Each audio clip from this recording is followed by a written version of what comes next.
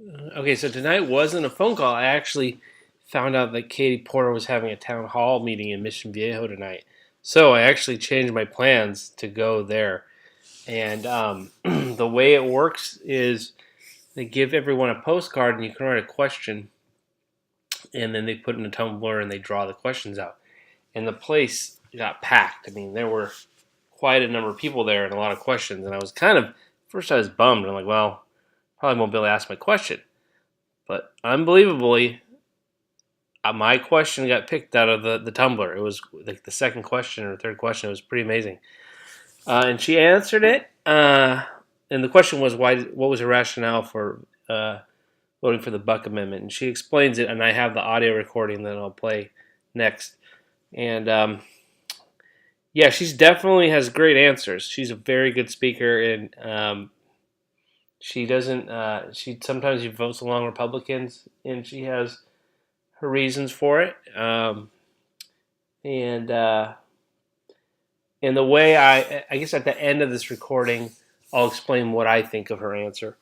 One thing that was interesting was someone was talking about Russia, and I'm not a huge Russia gator. I don't know if I'm like, yeah, let's just wait and see what happens. I don't. It seems like there's a lot of hype behind that. There isn't that much evidence, and so I mean, the way I kind of look at it too is like, if you're running for president of the United States and you think you're going to go talk to Russia and you're going to get them to secretly help you. I mean, anyone with half a brain knows that everyone's watching everything you do and listening to everything you're doing. So to kind of think that you can coordinate some kind of effort to help undermine the election with the help of a foreign government, it seems a little preposterous to me. Anyway, that's a separate issue. But yeah, again, we'll wait till Mueller reminds me of Ferris Bueller. See what he comes up with. Anyway, so here's the recording, and then I'll tell you my thoughts afterwards.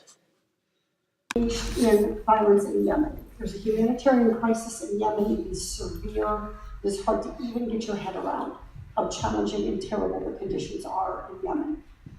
So we voted for a resolution that required the United States not to provide any military and logistical support to the Saudi coalition.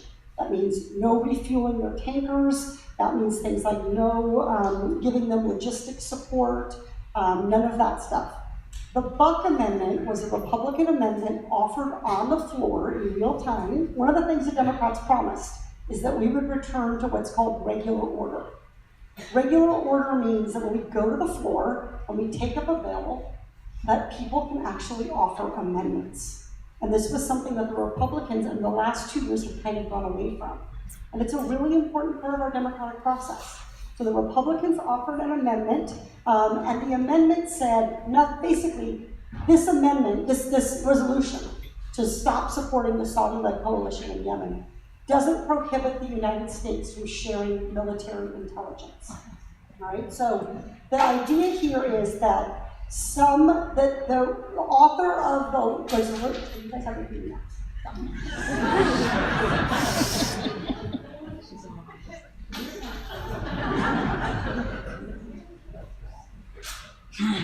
They might need chairs up here.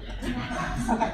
That the idea was that the Buck Amendment didn't really change the nature of the law, so that military intelligence sharing, so intelligence sharing, not logistical support, not fly our planes, not we're going to fuel you, not we're going to tell you where to go and help you, but strict intelligence sharing, things like letting them know that there are civilian targets. That what they're planning to do is these are civilian targets, please don't hit them. That kind of intelligence sharing was arguably already permitted under the resolution that Ro Khanna introduced, Congressman Ro Khanna, and that I signed on to. This was a hard vote, because it is difficult for me to fully trust that the administration that has been supporting this Saudi-led coalition is going to be able to honor the terms of the amendment. At the same time, intelligence sharing is important. And we know that it's important, and the Saudis are one of our long-term, sometimes troubling partners. Long-term and sometimes troubling partners in the Middle East. But so it was a hard vote. About 50, I think, House Democrats voted for the amendment, including the author of the House, Representative Engel, excuse me, who is the Democratic chair of the Foreign Affairs Committee. So I know there are people who are gravely concerned that the Buck Amendment will allow the United States to continue to support the Saudis in Yemen. If that continues to happen, know that we are ready and willing to go back to the House floor to enact a stronger resolution, and it may come to that. Yeah. So yeah, I mean that's a pretty good answer. I mean, on one hand, if you share intelligence, you could theoretically prevent, Saudi, who doesn't seem to be very good at precision bombing or whatever, from killing civilians and hurting people that shouldn't be in the conflict. On the other hand, she agrees, like it could be used, it could work out against us, right? And so, I mean, I think it's a pretty good answer. On one hand, you could think about it like, well, maybe we should just not support them in any capacity at all, right? Well, then does that mean they're just going to indiscriminately bomb people and make a huge mess, and then now we have no say in the matter or whatever? Or is this really going to turn into like, hey, by the way, we're giving you coordinates to bomb here and there, and that's what intelligence sharing means? And so when I talked to people in the audience, I was just kind of like, yeah, we just have to watch this issue really closely.